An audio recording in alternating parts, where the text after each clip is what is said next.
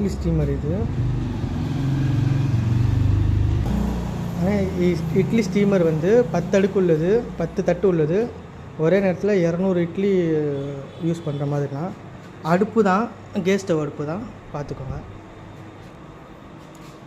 ஆனால் 20 கிலோ மாவு பிணையிறது எல்லாம் புதுசு தான். மைதா மாவு எல்லா மாவும் கலந்துக்கிறது 20 கிலோ.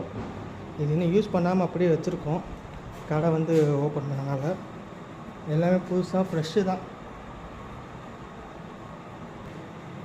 ஆனால் 25 லிட்ரு கிரைண்டரு, டேபிள் டாப்பு தான், சாய்ச்சிக்கலாம்.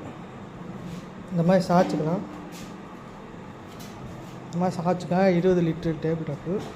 எல்லாம் எஸ்எஸ் தான்.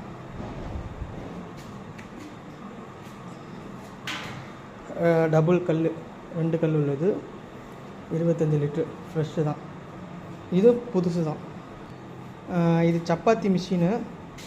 இது வந்து 1 மணி நேரத்துக்கு 600 சப்பாத்தி வரும்.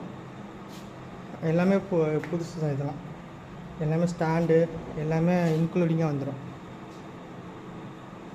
இது 5 லிட்ரு மிக்ஸி, பெரிய மிக்ஸி, இந்த கல்யாணம் இதுக்கெல்லாம் அடிக்கிறது.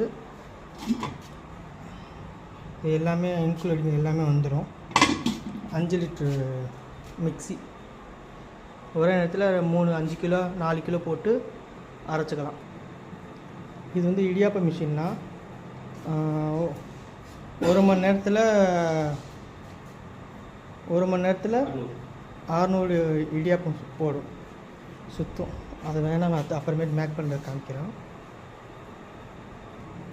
ஆனால் இது 10 லிட்ரு ஒன்று. கீழே வந்து கீழே உள்ளது 10, மேலே வந்து 15-20 வரும். இது ஹாட் பாக்ஸு நல்லாயிருக்கும். எல்லாம் இதுவும் புதுசு தான்.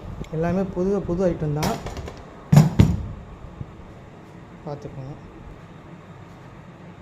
ஆனால் தோசைக்கல் வந்து நல்லா 4க்கு 6ன்னு நினைக்கிறேன்.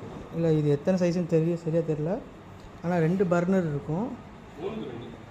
3க்கு 2 பர்னர் வந்து 2 பர்னரு. கல் வந்து பாருங்கள், நல்லா எல்லாம் புது கல் தான். இதுவும் பார்த்துக்கோங்க. எல்லாம் கேஸ் இது ஐட்டம் தான். பர்னர் ஓகேவா? டபுள் பர்னர் உள்ளது.